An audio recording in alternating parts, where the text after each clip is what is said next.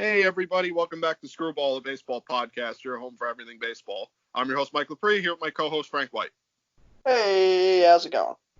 All right, we're going to continue with our fantasy-themed episodes here, episode number 2 of a planned 3 or 4 episode series here. Last week we talked about pitchers, starting pitchers, relief pitchers, and catchers. This week we're going to go around the diamond again. We're going to go numerically, and we're going to do the whole infield. So naturally, we're going to start with first base here. We're going to give our top 5 players. We're going to give some sleeper picks. And I think we should start how we usually start. And I'll kick it over to you, Frankie. You can tell us who your most desired first basemen are. Sure. So, first base obviously is a big position in fantasy. It's going to be one of your most, run producer positions. A lot of home runs. Definitely could be an MVP on your team. So it's definitely a good position to, hit on and maybe even get 2 real good first basemen. So my list starts off with number 1 being Matt Olson. I just think that defensively he's got the best in baseball. So you don't have to worry too much about errors if your league like ours has errors in field percentage. Also, he's going to hit a bunch of home runs and he's going to play every day. Number 2, I have Paul Goldschmidt. Good lineup in St. Louis. Last year was his first year there. He had a somewhat down year for him at least. It just still was a good year. So he can really bounce back, in a big way. He steals some bases, hits some home runs. He's just a run producer. Real good player. The next guy on my list I have here is Josh Bell. Last year he really, jumped onto the scene. His first half, he had a great first half, drove in a lot of runs. Second half, he struggled a little bit, but still ended up with a good year. Switch hitter, unbelievable power. You're going to get a little bit of defensive issues with him, but, overall, his offense is really good. Mm-hmm. The next player I have on my list here is Carlos Santana. I have him on here because last year, he had a lot of home runs. He hits for a pretty good average. He's going to draw a lot of walks, have a big on-base percentage. He's also a guy that might have multiple positions. It's a possibility. So that's always important. And the last guy on my list, who I think is one of the most underrated players in baseball, is Jose Abreu. Yep. The White Sox team getting better, lineup getting better. He's a guy that hits 25, 30 home runs every year and drives in like 115 RBIs. He's going to bat like 270 maybe, somewhere in that area. But, he's in the lineup all the time, drives in a lot of runs. So he's just a really good, obviously it's the guy you want on your team. You don't have to worry about him. He's going to be in your lineup, and he's just going to drive in runs all the time. Going off of that, I have some of the sleepers I have who some guys I'm going to look at, maybe later in the draft to, double down on would be number 1 would be Joey Votto. Getting older, he's kind of fallen off of the top 5 or 6 first basemen, especially for fantasy purposes. But after last year, he had a down year. He said this year he was in better shape, and he did some drills over the off season to really, help his hitting get back to where he was. So here's a guy. He might hit 15 home runs. He might drive in with that lineup. Could drive in 80, 90 runs. But I'd see him getting back to 300 with a high on base. Definitely. The next guy here, my sleeper list is Hunter Dozier. I have him as a first baseman. He does play third base. He also plays outfield in most leagues. I have him as a first baseman just because I think that's probably where he's going to play. I think that's where he's going to play the most. But another player had a really good year last year with the Royals, and just a guy who's going to put up some numbers who you can get late in the draft. Next guy on my list is Christian Walker. I think he's the big sleeper. He filled in for Goldschmidt last year after Arizona traded him. He had like upwards of, I think, almost 30 home runs, if not 30 home runs. So just a run producing home run hitting first baseman, pretty much your stereotypical first baseman. And the last sleeper I have on my list is probably one of the best first basemen ever played baseball, and that's Albert Pujols. I have him on my list because one, it's Albert Pujols, so why not? And 2, the guy's going to still play, and even at his old age, he still bats about 250. He still hits in a normal season, 162 game season. He's going to bat about 250, 20, 25 home runs, and still driving about 100 RBIs. You're still going to get pretty good numbers. So, and it's a guy who, you know, he still has the talent and he still has the ability to get hot for 2 weeks and really carry you. Yeah, definitely. Yeah, it's a good list. I mean, we should say like how we did last week with the episodes. We try to keep kind of our list a little separate because you could make the top 5 guys. I mean, everyone probably knows just about right around the top 5 guys in the league. But we are trying to keep the list a little different. I mean, we have some similarities of some guys that we both love and would draft in a heartbeat. But we like to bring up a little different guys here. So my list is actually, I think every player I got on is different. But I'll start with my top guy, and I think you'd agree would be one of your top guys too, is Freddie Freeman for the Braves. He's just consistent, good fielder, great hitter. I mean, you could make the argument. I would definitely make the argument that he's the best first baseman in the league. He would probably be one of my first picks. I had him, I think, 2 years ago, and he was just amazing all year. Number 2 for me, I've got is Pete Alonso. I think under normal circumstances, he wouldn't quite hit as many home runs as he did last year. I think I expect a little bit of a sophomore slump. It doesn't seem this far into his career. It's only been kind of 1 year, but he doesn't seem like to be a high average guy, kind of big home run guy, which is fine. It's kind of what you want out of your first baseman, a lot of RBIs. Normal circumstances, he could probably hit like 45 home runs, pretty solid, 40, 45 home runs. So we'll see what he does this year in a shortened season if we are going to get that shortened season. So we'll see how he does, but I expect him to put up good numbers. After that, I got Anthony Rizzo, another guy who's generally pretty consistent. He's always puts up pretty good numbers. Good Cubs lineup, should have a lot of protection. Yeah, I mean, not much to say about Anthony Rizzo. He's just a good fielder. I mean, he'll be a consistent guy in your lineup. After that, I got a guy who I usually overlook in Rhys Hoskins for the Phillies. Last year had a pretty damn low average, but he's got a lot of power. Phillies lineup got a little better, can have a little more depth to it. He may not see as good pitching. He could drive some balls out of the yard and drive in some runs, and he could be a good producer there in the lineup for you. He's definitely not one of my top options, but I do like him. After that, my guy rounding out the list is Luke Voit. I'm a big Luke Voit supporter for the Yankees. I think that he's really good, and he's quietly one of the better hitters in the lineup. He's consistent. He's still, I wouldn't say he's really earned his stripes yet. I wouldn't say that he's really like someone that you could really bet on, but I do like him a lot, and I would probably, if he was there, I'd probably draft him a little later in the draft maybe. He could probably fall a little bit. So then some sleepers I got. Big sleeper that I know me and Frank like. Number 1 guy for me would be Daniel Murphy for the Rockies. He just, he's a great hitter. He always kind of has been. Yeah, if he's playing the Mets, he's going to bat about 800.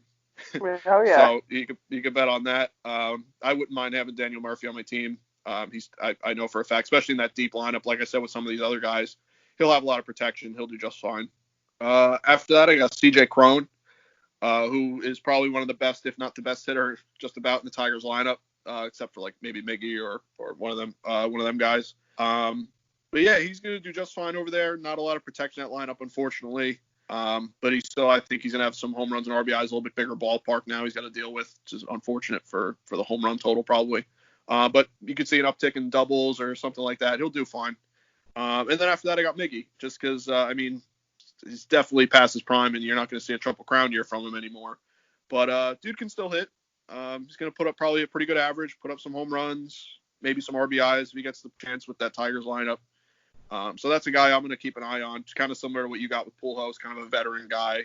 Going to put up numbers, nothing like crazy. He won't maybe be your starter, but maybe throw him in the utility slot or something like that. So yeah, those are my guys. I think that we covered both of our lists. I think we covered most of the first basemen there. I mean, there's obviously still more big home run guys.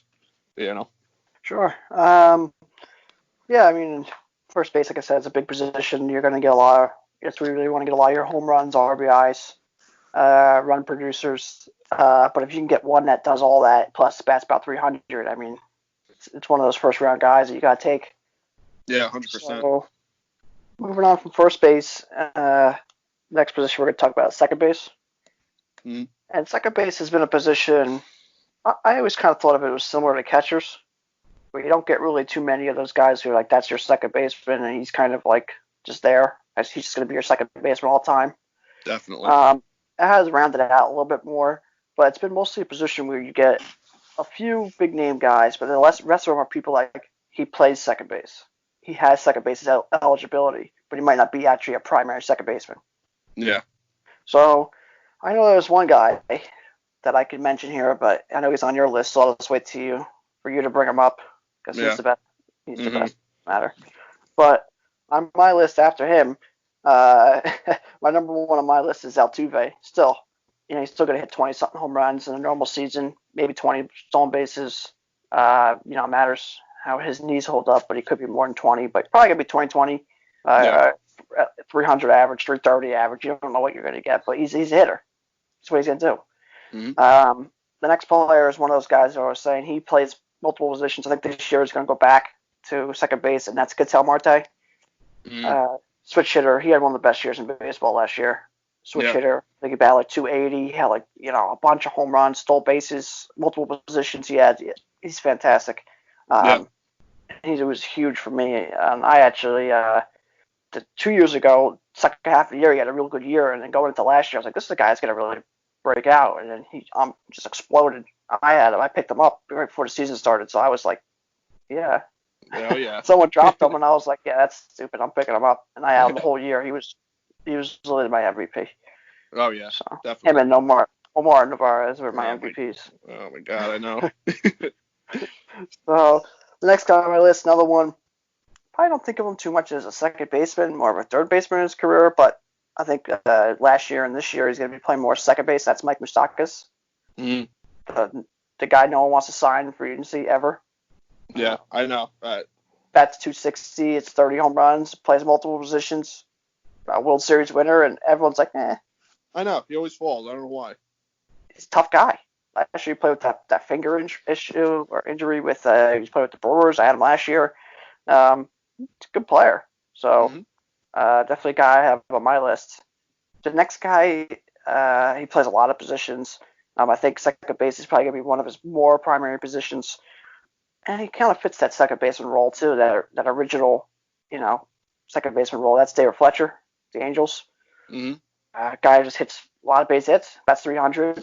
Might hit 10 home runs, something like that. Steal some bases, but he just gets a lot of hits. Base hit guy, high average. And he's just I don't know, not real flashy, but he could play. Last year he had a good year, and Yeah. I thought no one really talked about it last year. But yeah, I like him. He's a good player. Plays all around the infield. Really, anyway, plays outfield too, I believe. Yeah, I think you're right. Yeah. Yeah, and then the next guy is really similar, and that's Tommy Edman, playing with the Cardinals. Who he's going to be probably a more big time utility guy. He fielded great last year. Played third base, played second base, played outfield. Mm. He's a good hitter, young guy. He's going to steal some bases, so definitely a guy to look out for. With a team that's going to be a pretty good lineup, so he's going to get his chances to either be at the top of that lineup or either maybe even the middle. Mm. Fifth, sixth, or he could be batting first or second. Yeah, definitely. And some sleepers I have here. My first one's Jonathan Villar, playing with the Marlins this year. Last year I believe he played with the Orioles. And he had a great year. He's going to steal a bunch of bases, some home runs. Good player. Oh yeah. The next guy I have, might be playing shortstop, might be playing second. Who really knows exactly? But Kevin Newman for the Pirates. Yeah. He had a good year. They have a few guys that are kind of similar over there, like Brian Reynolds, Kevin Newman, Adam Frazier. They're all like the same guy. Yeah, I They're know. all like the same player. So, but he's a good player. He had a pretty high average last year, and he's a decent little player. Mm.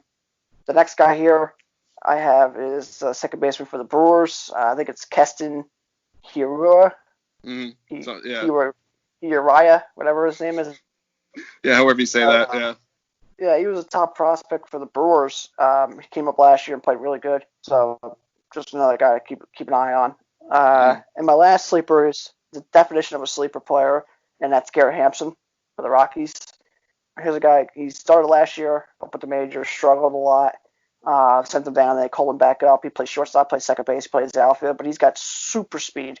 So he's definitely a guy who could steal 30, 40 bases in a year. So that's the guy to look out for out there with the Rockies. Because I think he's definitely going to be a top of the batting order guy with that powerful middle lineup where he can get some, bat 270, 280, something like that, steal a bunch of bases and have a lot of runs scored. So it's definitely a guy to keep an eye on, maybe late in the draft or even as a free agent pickup. Yeah, that's a good pick. I was actually going to put him on my list, but right at the last minute, I changed out my last guy. But yeah, he's going to be good for sure. Steal a lot of bases. That's valuable in fantasy. So to lead off my list here, second baseman, I've got Ozzy Albies, who I had last year, and he was just like, he's literally like set him and forget him. He was just in the lineup all the time, got hits, stole bases, had home runs, he kind of just did it all. And he was just that constant guy in my lineup. So barring any injuries, if I get him again, I expect the same thing.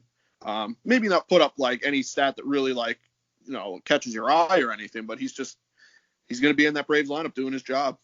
So the next guy after that I want to talk about is Whit Merrifield for the Royals. Guy that I would like to have with some speed on my team, get that stolen base stat going a little bit, and the guy can just hit in general. I mean, he's another guy I could put in my lineup. I'm not really worried about. Yeah. I'm pretty sure he's a pretty slick fielder too, if I'm not mistaken, so that could help too. Anytime you can get a guy that's a plus defender is a bonus in fantasy. The next guy I want to talk about, who you alluded to earlier, is DJ LeMahieu. Yes. He's probably the best second baseman to have on your fantasy team. Yeah, I was just kind of going off general rankings between a few fantasy lists, but I should have put him number one because we love DJ LeMahieu. I think people are wondering if he's gonna have a fluke year, if last year was a fluke and he was just gonna bat like 250 this year or something. I'm like, there's no way. On God's green earth, he's not batting 300. His career average is 290 something. I know. That's why I'm like, he batted 348 with the Rockies. He won the batting title. So the guy's it's not like he just came out of nowhere like Gio Urshela. I don't know. The home runs might have been up a little bit, but yeah. If he's going to play second base this year, it's just his primary second base for majority of the year. His defense should be even better because he's a two-time Gold Glove winner at second base. So you can say last year maybe he had a couple more errors than usual. So this year defensively he should even be better, and offensively, maybe couple less home runs or something. But if they played a full season, which they're not, but maybe a few less home runs. But the average is still going to be 320 something. I can't see it not being there. That's it, exactly. I know for a fact I'm drafting DJ LeMahieu, and I know exactly what I'm getting out of him because he's just been like that. People just I don't know. I think people just didn't know anything about him, and he comes to the Yankees, and now all of a sudden he's like the best, and they think that he's like this new guy. Where me and you have talked about him for years now. He's just great. He's a great quiet hitter, goes about his business. I love it. So yeah, I definitely would want to have him. Hell, I may even draft one of these guys and draft LeMahieu as like a utility guy. I don't even know because he's got first, second, and third in our fantasy league. So he could put him anywhere. Another guy I got after that is Max Muncy. He can definitely hit. His average, I would like to go up a little bit. He's definitely going to get his home runs and RBIs, I'm sure, in that Dodger lineup. Like I've said before with some other players, he's going to have a lot of protection in that lineup. We'll probably see some good pitches that, they won't completely avoid him, especially if he's around Bellinger in that lineup, Mookie Betts, guys like that. So, yeah, I'm looking to try and draft him maybe. After that, my fifth guy, I've got Kevin Biggio, who he came up last year. He did okay. He didn't really I wasn't like, oh, man, this guy's really good. But I think that he's going to put it together. Will he put it all together this year? I don't know.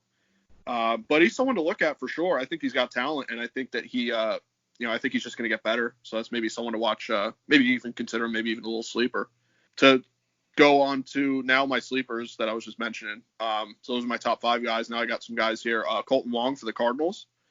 I think that he's a little bit under the radar because he's had he had one particular year, I believe, where he was a little off. He's had some up and down years, but he did really well last year. I think that he deserves a little bit more love that he's getting. I think he's a good player. After that, I got Michael Chavis for the Red Sox. Came up and hit like a maniac when he first came up, and then it kind of leveled off. He cooled off. I had him a little bit towards the end last year, I believe, and he was pretty consistent. I don't think that he really set the world on fire in the second half or anything, but he was pretty good for me. I had him on my bench and in the utility slot, kind of slotted him in and out. So he's someone to watch this year. I think he'll just get better. And then my third guy that I want to talk about is kind of, you alluded to it earlier too with those Pirates guys. I got Adam Frazier. Seems to just have they have three guys that are all kind of the same player. Sometimes with those players, I get them all mixed up. I don't even know who they are until I actually look at their stats and go, hey, it's that guy. But yeah, he quietly, all three of those guys kind of quietly had good years, and no one really talked about him because that Pirates team really isn't all that great, unfortunately.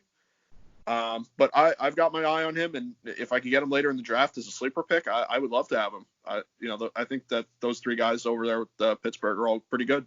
Yeah, it's a shame because just imagine that Pirates team with without that stupid Chris Archer trade.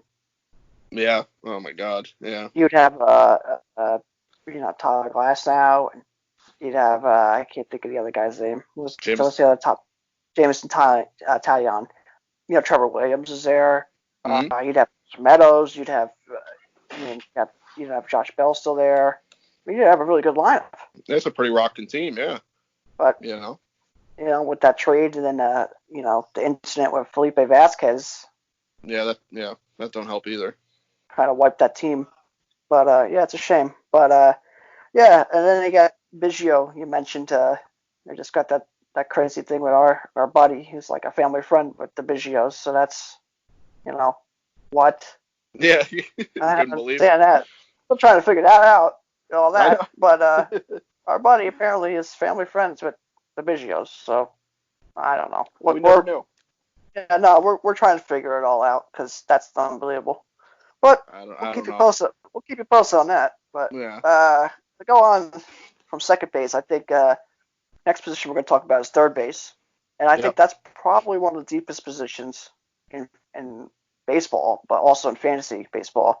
Yeah. And it's probably going to be your top player too on your team. Either you're maybe not your number one, but he's going to be your number two. One of your top two guys on your fantasy team as an offensive player. Yeah. And probably. It's just such a deep position. So I mean, my list starts off with the best third baseman in baseball, I believe, Nolan Arenado. Yep. I mean, this guy drives in 120 runs every year, 30 home runs. Unbelievable defense. So you can't really go wrong with Nolan Arenado. No, durable guy. Not.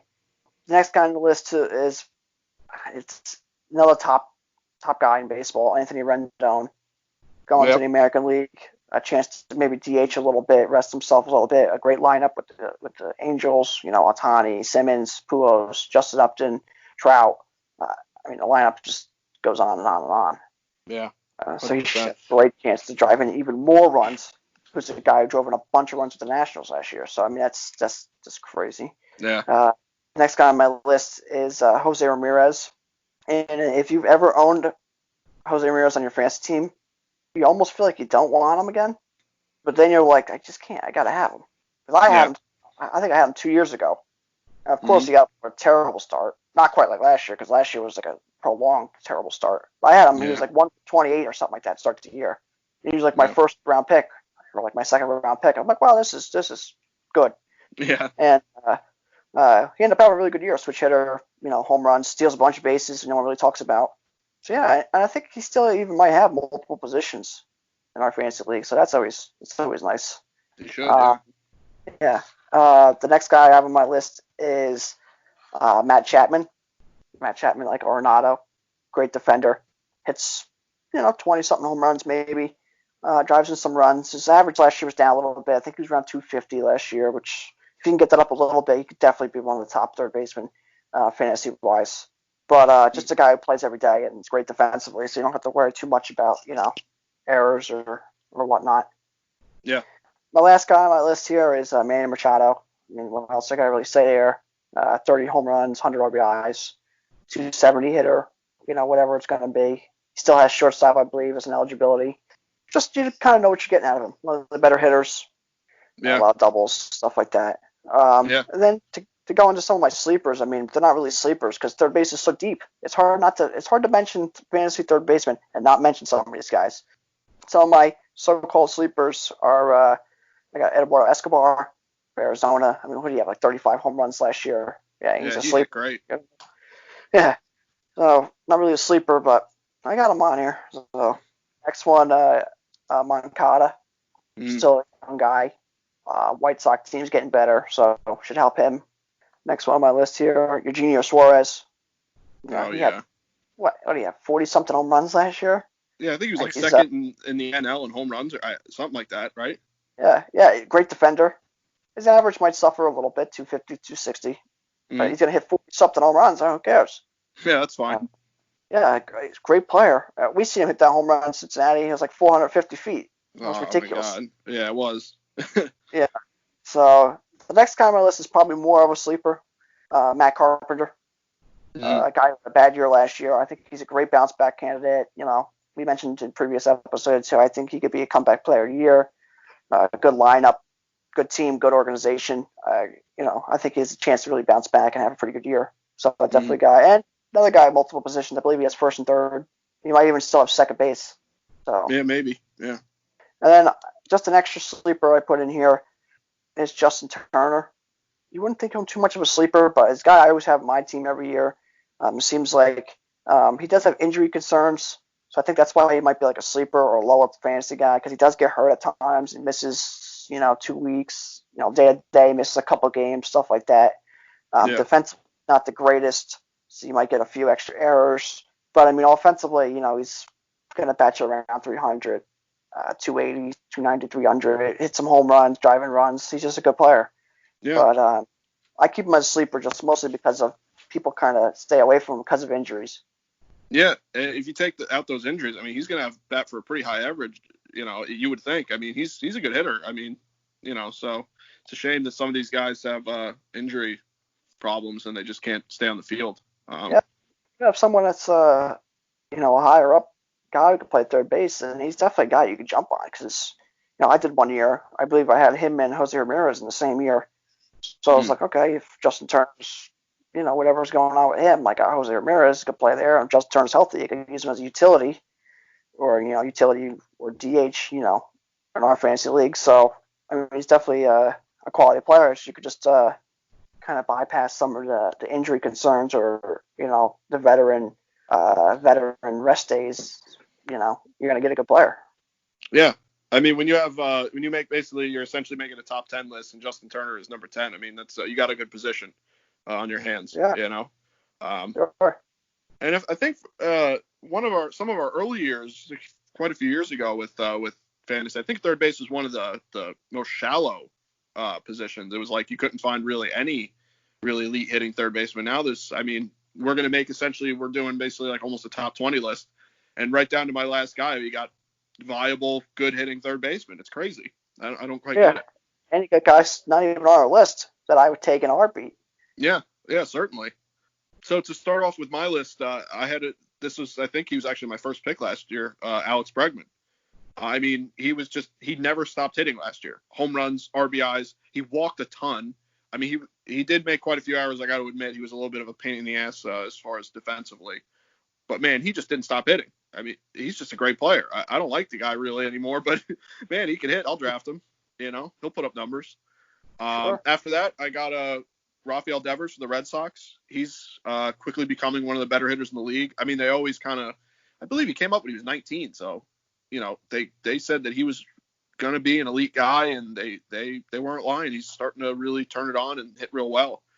So he falls. If I'm, say I draft some other positions first, maybe catcher or whatever, however the draft goes, I would definitely look at Rafael Devers for my third base position. After that, I got Chris Bryant for the Cubs.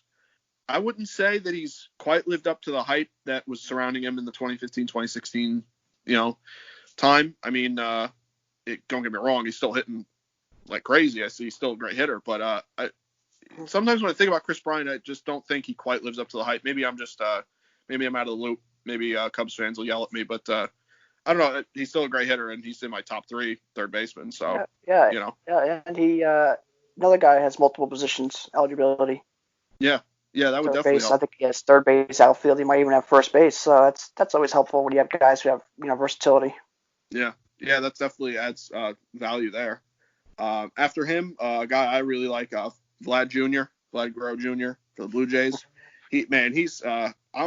I want to be there for the year that he just hits like 330 and hits like 45, 50 home runs or something. I mean, I think he's really gonna have a breakout year. I don't know if it'll be necessarily this year, but man, yeah, he's a great hitter. Defensively, we'll see how he develops. I'm sure he'll be fine in his younger years, but we'll see what happens a little down the line. But as far as this year goes, I'm sure he'll be fine defensively. And finally, for my third baseman, I want to talk about Josh Donaldson, my top five. I had him last year. I couldn't believe he fell as far as he did because he was hurt the year prior for quite a bit. And I'm like, this dude's a former MVP. He's going to hit. And sure enough, he hit. A lot of home runs, a lot of RBIs. Average is a little weak, but that's fine. You know, if he's hitting 30 home runs or whatever and driving in a bunch of runs, it's fine with me. If he's batting about 250, 260. So that's some of my sleepers. I mean, like you said before, I mean, some of these guys, you wouldn't even consider them sleepers. It could be completely, perfectly viable on your team if you drafted him as your third baseman. Jeff McNeil is the first guy I want to talk about. They have him projected as the starting third baseman for the Mets. We'll see how that all shakes out, especially if the universal DH gets put in this season with the National League. You know, you can see Alonso switch to DH and Cano move to first and McNeil go to second, or however they work it. But for now, I'm considering him a third baseman. He had a ridiculous average last year, had a lot of home runs, RBIs. I mean, he just hit really well. So it's hard to even call him a sleeper, I guess, because he falls out of my top 5 a little bit. Yeah, I think I think it's hard for him to be a sleeper, but I think it's almost like overlooked. Yeah. I think it's more of a overlooked kind of guy, but multiple position eligibility again. But yeah, you know, it might be a little hard for him to keep his average up because, you know, similar to LeMahieu, but LeMahieu's done it before. Mm. You know, he's only kind of done it once. Yeah. So that might be more why he's a sleeper, but I think he's definitely one of the higher up guys. I think it's just more overlooked or just like you know, you just got to be careful because you don't know if he's going to do exactly that, and especially with some issues the Mets have, it's hard to be like, well, that's my guy, and then, you know, something crazy happens, and then you're really in a bad spot. So. Yeah. Well, that perfectly goes into my next guy I got as a sleeper, Gio Urshela. He really broke out last year with the Yankees. He's another guy like McNeil who, if he puts up the numbers he did last year, man, that's a great pick. He's great. Gio Urshela is awesome defensively. He's always kind of been a defensive wizard. He's kind of been like one of those guys in the past. You know, he fields well, but he doesn't really hit well. So now he's hitting well, and it's like, yeah, but can he replicate that? I mean, his track record doesn't say he can. So it's like he's in the same ballpark as McNeil, where it's like, well, you got to tread lightly with this guy, you know. But I am looking at him. I mean, talk about a deep lineup with the Yankees. I mean, he should, you know, he could probably see a little bit better pitching than some of the other guys. So you never know with Gio Urshela, someone to look at. And my final guy, kind of similar to some of the other sleepers that I've talked about here, Evan Longoria, veteran guy. I really don't expect him to really hit all that well, considering all the other third basemen on the list. He wouldn't be really anywhere near my top picks. But I mean, veteran guy. If you fall on the list, you go, oh man, I need a third baseman. They're all gone. I mean, he's probably going to hit 20 home runs under normal circumstances. Probably hit 20 home runs, about 75 RBIs, somewhere in that ballpark. I mean, he's, you know, probably hit about 250. You know, he'll do fine. Defensively, I'm sure he'll do fine.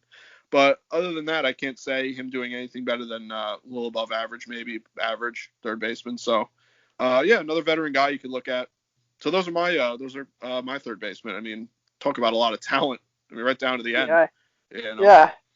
Yeah, it's third base is such a deep position, and some versatility there as well. But like you mentioned, with Longoria, he's a guy that could get traded too. Could really help his value. Yeah, that's true. Yeah, well, with the season, who knows? Even with how the season's going to shake out with trading. I mean, it's crazy. Yeah, but yeah, you get a guy like him who could go, you know, get traded to anywhere. Because Giants is definitely not a great offensive ballpark. Where, you know, he gets traded to someone who's got you know, a little bit better offensive stadium or something. You know, you got something there. Yeah. Oh yeah, definitely. He's still a good hitter. You know. Yeah. So moving on to the next position, or our last position we're going to talk about today. That's shortstop. With the shortstop revolution we talked about probably 58 times. Yeah. It seems like you can get a shortstop just about anywhere at any time. But I think shortstop's probably the most broken down position by, like, you know, on paper. Here's your real top guys. Here's your really good guys. Here's your pretty good guys. And here's your okay guys. So it's really broken down nicely for you. Yeah, You know, that's true. the tiers are right there for you. While third base, there's like 15 guys who are really good. Or second base, there's a few guys with their, you know, versatile guys. Shortstop, it's like, you know, boom, boom, boom, boom. Here's a really good, elite, you know, stuff like that. So it's kind of broken down for you. Yeah. And it's a position, again, I mean, you can really pick what you want. You want a lot of power? Do you want a lot of contact, average? Do you want some stolen bases? You know, you kind of got all that right there for you. Oh, so, yeah. Mm-hmm. Number one shortstop's probably a guy who does a little bit of everything, and that's Trevor Story. He's gonna have good average for the most part, a lot of home runs, steals some bases, great lineup So just great defense. I mean, does everything. My second guy, who people might not think of, when I say it, but Marcus Simeon. Last year, I think he was like second or third in the league in WAR. Yeah. Like that's how good he was. Stole some bases, hit some home runs, had a high average, played all the time. His errors that he had from 2, 3 years ago, he's pretty much cut that out. He's really probably above average defender at this point. Yep. So really, really good shortstop and a really exciting team as well. The next guy on my list is Paul DeJong. Okay. I think he doesn't get really the credit he deserves. Guy was a lot of power. His average is usually pretty good, 260. One of the best defensive shortstops in baseball. Just a really good player. Just a really good player with some brute strength. Yeah. The next shortstop on my list here is Tatis Jr. An electric guy. He can do it all. Run the bases, steal, home runs, power, contact, average, stuff like that. Yeah. Make some crazy plays. The only thing with him is he is young, so you got to watch that. And two, he's had some injury issues already, and it's some ones you got to watch because it's been a back issue. Oh, he's got this back issue. He's got this back issue. Is that going to be a lingering issue for years or for his whole career? So you don't want to draft him too early and then get caught there where you wasted a pick if something crazy happens. Yep. So. And my last guy on my top 5 is a guy who I'm not really a big fan of, but when you look at his numbers, I mean, it's hard not to draft him if he's there for you. And that's Xander Bogaerts. Yeah. Oh, yeah. I think without the green monster, he doesn't hit quite as much doubles or even home runs because he just hits the ball 150 feet. He gets a double every time. But still, he puts up good numbers. So he uses his ballpark to his advantage. Defensively, he's okay. You might get some errors out of him. They come in bunches with him. He'll make 3 errors in a week, but go 3 weeks without making an error, so he's kind of weird. But by looking at his numbers, you can't really go wrong with him. Just not a huge fan, but if he's there and the value is right, I mean, I'll take him. Oh yeah. It goes with the sleepers. I mean, they're still great players, and I would take these guys in a heartbeat as well. And my first sleeper is Alberto Mondesi. Because there's your stolen base guy. One of the few guys in baseball who still steals a bunch of bases. He steals 50 bases. Oh yeah. Switch hitter, top of the lineup. He's going to be switch hitter. He's going to hit some home runs, steal a bunch of bases. Definitely an exciting player to get on your team. Next guy is kind of similar. Not too much, but kind of a veteran version. That's Elvis Andrews, another guy, top of the lineup, high average, some home runs, steal you a bunch of bases. Just a more veteran version of Mondesi, I think. Really good player though. Really underrated player. Oh yeah. So that's a guy I always look at. Next sleeper I have Gene Segura. I think I had him a couple years ago, but guy steals bases again. His average is pretty high. His on base isn't going to be that high because he swings at like every pitch, but still a really good player, and I'd love to have Gene Segura on my team. So let's see. The next guy on my sleeper list is Jorge Polanco for the Twins. Okay. That Twins offense is just ridiculous. Sure is. He's going to be either at the top of it or mid kind of 6th spot maybe. Yeah. So he's got a chance to really, be a big part of the lineup and be a great sleeper guy to get, or a backup shortstop or something like that because he's going to put up some numbers. He had a good year last year. Oh yeah. And then my last guy is another great sleeper guy, and that's Freddie Galvis. This guy bats about 270. Some home runs. I think last year he had 24 home runs or so. Yeah, I think you're right. Yeah. Might steal a few bases. Defensively, he's really good. Hits for an average, like I said. And I think he's a guy who might have second base or even outfield as part of his position eligibility. So that's always good. But with that team, with the Reds, just he has a chance to be at the top of the lineup or even, bat towards the bottom and then kind of turn the lineup over. Yeah, it's a good pick. I had Freddie Galvis last year for a little bit, and he helped me out quite a bit. So he's almost a definition of a sleeper, that guy. And yeah, if you add the versatility to it, that's great too. So to start off with my shortstop list, I mean, one of the most consistent and top shortstops in the league, big star of the game, Francisco Lindor. He just seems to always play good, switch hitter, great defender, really Big smile. Yeah, that's whenever I think of Lindor, that's what I think of. That smile. I mean, he's a hell of a player, and he's exciting to watch too. He's very. I can see why Indians fans love him and wouldn't want to get rid of him. I hope. So yeah, yeah, that's a whole thing with that. But Yeah. yeah, he's top of my list for sure. He's got to be top 3 shortstops in the league, top 4 depending on who you ask. You would Yeah. think. Easy. Yeah. After that, I got Trey Turner. He's still got loads of speed, and he'll kind of like I talked about earlier with Whit Merrifield, someone you could get and just get that stolen base category on lockdown. And he's still got some pop. He's got pop in his bat. I mean, he could drop probably 20 home runs. I could. Sure. I'm not sure his track record exactly, but I'm sure he could drop 20, 25 in a good year. Top of the lineup, so he's not going to get a whole lot of RBIs, unfortunately. But next guy, actually, I would probably put above Trey Turner now that I'm looking at is Lepre Torres. I like Lepre Torres a lot. Played second last year. Going to play short this year with the departure of Didi. Under normal circumstances, I could see him hitting 50 home runs, driving in quite a bit over 100 runs. I mean, he's just going to get better and better. He's still real young. Defensively, we'll see with shortstop. I mean, he's all right. He could be serviceable, maybe a little above average, but with him, I think it's weird with him because I think he's a better defender at shortstop than he is second base. Yeah, I think second base was a newer position, and I feel like not that he didn't care about second base, but he didn't have the heart in second base. Being a shortstop, that's your position. And when you move someone from shortstop, it's almost like telling him that he's not quite got the range, or doesn't have the arm, or doesn't have. It's like moving a guy from center field to left field. You're demoting him, and I think that's what he got out of second base when he first came up last year. Not quite as much, but when he first came up, you kind of seen it. Mm-hmm. A little bit more lazy, kind of like Rather when he played shortstop, he was like, this is me. I deserve this. This is my spot. So I think he kind of has that demeanor when he's playing shortstop. So I might change his defensive outlook. But yeah, definitely a good player. I just hope that he steals some more bases because he definitely has more speed than he shows sometimes. Yeah, 100%. Shortstop you're kind of like the leader of the infield. You're kind of one of the the captains on the field, and shortstop is one of the positions that you see it with Derek Jeter. It's really a hard defensive position, I guess you could say, especially with range, which is why Derek Jeter's defensive stats get so skewed because, I'm not going to get into the whole thing, but that could be the same thing with Torres, is that he could be one of the better defenders in the field, but with shortstop, it's, we'll see. We'll see is all I'm going to say. Yeah. So next I want to talk about Javier Baez.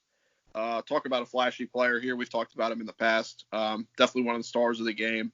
He's, I guess one thing I can say about him is when he got scouted, he's certainly out hitting what the scouts were saying. They said he came up, he was going to be a power guy. He's proven that he can do both with average and home runs, driving runs.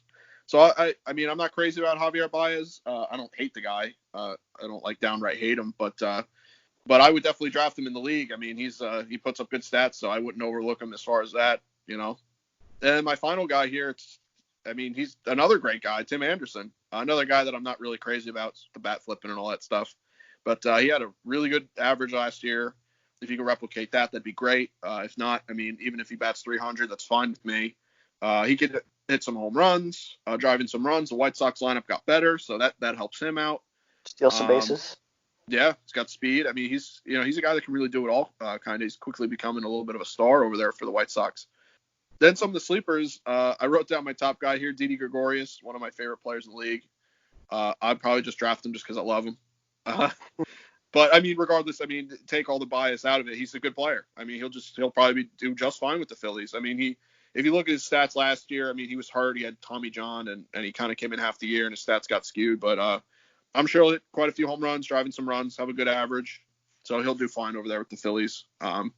Next guy I want to talk about is a guy that really hasn't lived up to the hype yet, is Dansby Swanson. A good player over there for the Braves, don't get me wrong. But, I think that he could really break out at some point here and really have a really good year. He's got speed. He's a good defender, good average. But I think that he's a sleeper pick. I think that he's got a lot to prove, and I think that he can. We're waiting on it. And the final guy I want to talk about for my sleepers is Andrelton Simmons, who everyone forgets about is a defensive wizard over at short and just consistently hits. And I feel like no one talks about it. I feel like no one talks about his offense, and he's just kind of put in that Angels lineup bats pretty consistently, and man, does he man shortstop defensively really well. I really like Andrelton Simmons. He's a great player overall, and I think that he's a really good sleeper pick. Yeah, and yeah, I mean, shortstop is another position where you get, like I said, it's broken down nice for you. Top guys, good guys, pretty good guys, and guys you're not afraid to have on your bench. And Yep. I mean, I can even name some more. I mean, Jose Iglesias, 280, 290 hitter. Guy, if he's on my team, fine. That's fine with me. There's a bunch of guys like that. So, and there's one big name we missed was Carlos Correa. I've had him before. I think I might even had him twice. I don't remember now. I know I had him once. Yeah. Just a guy that a little bit of it goes into the off season and some of the stupid stuff he said, but a lot of it just goes into a lot of injuries. Yeah. Just a lot of injuries. There's a lot of injuries, and he misses a lot of time with them. It's just scary because I had him. I believe I had him twice. I really do believe I had him twice. I know, and he misses some serious time with those injuries, and it's really hard when your top guy, especially shortstop, is missing. So, he's a great player if he's healthy. Yeah, he is. But I mean, this episode here, if I really had to pick the two most important positions to your team, I would say it's probably third base and probably shortstop out of these four positions. Because first base, you can kind of find some guys who can play first or has first base eligibility, Yeah. But third base, I mean, you look at the superstar at third base. Oh yeah. Third base and shortstop, those two positions. There's a good chance that those two guys, whoever you draft to be your starting third baseman or shortstop, they're probably going to be two of your top three guys. Probably, yeah. First base can easily be, if you get one of the early first basemen, they easily could be top of your team. But you can kind of figure out first base a little bit. And second base, too, you kind of figure it out with a lot of eligibility things. But if you nail a good third baseman, you get a great shortstop. I mean, you're built right there. Those are two important positions, two of the most important positions to go along last week with catchers. Yeah, I agree. And then next week, we'll go into outfielders. And outfielders are kind of like first baseman, second baseman, where obviously there's some great ones. Don't get me wrong. I mean, there's unbelievable outfielders. So many of them. But that's the thing. There's so many of them. Yeah. There's so many you don't of really, them. it's not, go ahead. No, let's say you can find them. You can find them anywhere. Every team has three. Yeah, exactly. Yeah. Yeah, you shouldn't have a problem finding one even on free agency. If say someone gets hurt, outfield, you won't really have a problem finding someone that can play outfield for you. Yeah, even if it's for 2 weeks. Mm-hmm. It's catchers, you're not going to find that, and shortstops, you can, but outfielders you can find like a productive guy when you can pick up and when it's time to even drop them. You're like, I don't even want to drop him. I might trade him. Yeah. So it's definitely a great way to make additions and then trade pieces away, get other pieces, or our league trade draft picks because I'm always in the draft pick trades. Love it. Yeah. This year. I don't think I have a pick in the bottom 5 rounds this year for our draft. Like I just always trade them away, even if it's for like 1 round higher. I'm like, I'm in. Yeah. Like, I don't need this guy. Trade. I don't need him anymore. So I might as well get possibility of 5, 6, 7 picks better in the draft. So I'm in. Yeah. Yeah, you do well with your trades in that regard. You definitely do. Yeah. So overall, I mean, that's pretty much all I got for these for the infield. Our fantasy thing. I don't know if you have anything you wanted to add. Yeah, I mean, there's always guys that we missed. We were actually before the episode deciding where we were going to peg Cody Bellinger. So if you're wondering what the hell, where is he at for first baseman? So we're going to probably talk about him in the outfield episode, I would think, because you can't really miss him. Yeah. But as far as guys, there's guys that eligibility. I mulled over some guys here where to put them, and I had to look at projections where they're going to play for their team. So it's like some guys have second, third, and short, or second and short, or first and third, or stuff like that. And it's kind of hard to say, oh, well, they're playing this position, or if I draft this guy, I'm gonna play him at that position. You can mix and match with a bunch of guys. Yeah. So, of course, there's guys we missed, and maybe some guys that are maybe you could call a little out of position, but I think we did pretty good with our picks here. Yeah. I mean, overall, I think we did pretty good. Some of the guys, like I said, we might have picked out a position, but that's probably the best position to put them at on your fantasy team, at least. Yeah. Solve a lot of issues. Mm-hmm. So, But yeah, like I said, next week we'll do outfield. That should be fun. A lot of outfielders, a lot of sleeper outfielders, a lot of guys you could pick up and just saving grace to a team. Yeah. So we'll see. Next week should be exciting. Should be a fun episode. But to wrap up this episode, I do want to mention that, like I said, we do record on Mondays. This one is still by Skype. Hopefully, we get back to normal ones. Hopefully next week. Yep. For Memorial Day. But yeah, I was going to say next Monday is Memorial Day. Memorial Day weekend coming up, so that should be hopefully fun. Yesterday was the anniversary, 22 years of David Wells' perfect game. Oh, wow. I didn't know that. Yep. May 17th, 1998. Boomer. There was perfect game all hung over and sweating like a bacon hog and the jersey unbuttoned and stuff, Oh, yeah. But fantastic. I have an autographed picture of from his perfect game. So, but yeah, that's I believe it was the 13th perfect game in baseball history. It's probably somewhere in that, yeah, somewhere like something like that. Yeah, I seen that. So that was pretty cool. I figured we'd mention that. Perfect games obviously don't come very often. So no, definitely not. But and then to finish up the episode, I think we got our trivia question for the week. Yep. Let's hear it. And as you'll see on Twitter, on Facebook, you'll see the trivia question. And this week's trivia question was, who turned the last unassisted triple play? And the second part of that would be, what were the two, when was it? What were the two teams? So that was our question. And the answer to that, it was between the Phillies and the Mets. And it was on August 23rd, 2009. And the player was Eric Bruntlett. Figure that one. Eric Bruntlett for the Phillies. And I watched it live. Jeff Francoeur up to bat. Daniel Murphy was on first. Second base, I don't really remember exactly who was on second base. I just know Daniel Murphy and Francoeur was up to bat. Bottom of the ninth inning, it was at Citi Field. They did a hit and run, and it was a line driver up the middle. Eric Bruntlett was covering second, or going towards second to cover second. Line drive, he caught it, stepped on second, tagged Daniel Murphy. It was instantly. He went from, one base hit away from possibly tying the game to losing in a split second. 3 outs. He literally caught it all in one step. He was like, caught it, step on second, tag the guy, one step. It was just like boop, boop, boop, game over. It's the most Mets thing I ever heard. Yeah, I watched it live and I was like, wow, that's just it. That's the Mets. I think Jaron Manuel was the coach, so it's just really not a good time for Mets fans. But no. I remember watching that live and I was like, this is fantastic. It was just, you didn't even know what happened. Like, by the time your mind registered it, they were like, all like hugging the guy and like shaking hands like the game was over. You're like, what?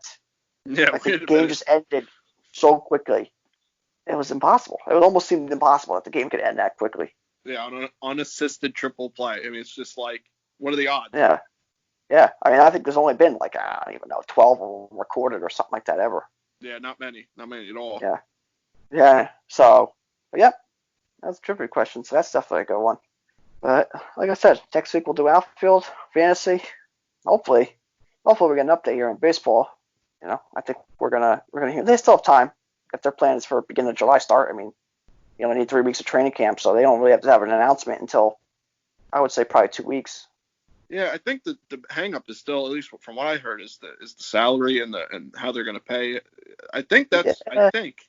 Yeah, I mean, I don't think they got too much into the economic side too much yet. I think it's mostly about what's their plan for testing and the health, and our family is going to be allowed there. Or I think that's where they're at. I think the economic thing has come in, but I don't think it has been huge yet. Yeah, I think it's been all mostly like, I think it's been mostly like, hey, we're trying to do this. We want to keep you safe. Let's get the players on board, and then let's worry about the money. They'll figure it out. They got some time. They're not do or die yet. They got some time. No. So once we hear something about that, we'll go into that and almost do we'll see what the new season brings, and we'll talk about what the new season's going to bring, new rules or new game projections or whatever it's going to be, because or new playoff formats. I mean, it could get crazy. Yeah. If we hear something, we might have an emergency episode at some point. It'll happen right after we record or something stupid. That'll be our luck. Yeah. So if that happens, we'll probably bring the content and give our opinion on it, even if it's a quick episode, just to give our thoughts on it. but I can't imagine it'll be anything. I don't think there'll be any shock. I think we kind of know what the deal is with how the season's going to play out if everything does kind of go according to plan. So we'll see with that. I mean, I think we're close to hearing something. We've been saying that for how long now, but we really are close this time. Yeah. I mean, New York announced that they want sports can come back with no fans. I mean, what a huge announcement. Yeah. Cuomo said that, I think. Yeah, so that's like a ringing endorsement for baseball. Yeah. And NASCAR coming back. I thought NASCAR coming back was unbelievable. It was fantastic. So I think baseball kind of has its path right there. Yeah, I mean, we'll see. I thought too, which was surprising, that Bryce Harper plan he proposed. I thought that was a fantastic plan. Yeah, I didn't read up on that too much. I seen that you were reading it. I got to look at it again. Yeah, it's a fantastic plan. I mean, I think the games, it was a little bit much because his plan was 135 games. Yeah, I did see that part of it. Yeah. I think if he could I love the idea, love the whole thing. The only thing I would cut is maybe cut the games a little bit. Give them like an off day, a little bit more off days, maybe cut it to like 100 and even if it's like 115. Yeah, 110, 115, somewhere in that ballpark. Yeah. But love the idea. So if baseball took that plan, I mean, I'd be all in. I'd be all in. We'll see. It's going to be exciting. It's going to be a crazy time, and everything's going to come back at once. And yeah, I mean, you're going to just be watching sports. You're going to need like 6 TVs in a room to catch up on all the sports all the time. So it's going to be crazy. And it's going to be an emotional time. Yeah, hopefully baseball leads that charge too. It could be good for the sport, get people back watching. Yeah. So we'll see. All right, well, I guess that's it for this episode. Unless you got any final notes, I think I'm good. Nope, that's it. All righty. Well, until next week, you can follow me on Twitter at @RealMikeLepre. You can follow me on Instagram at Mike Lepre. Yep, and you can follow me on Instagram and Twitter at FDubs10. You can follow our official Screwball Twitter at ScrewballPod. You can follow our official Facebook at ScrewballPod, no E in Screw. And that's it for us, guys. We'll see you next week. Yep, take care.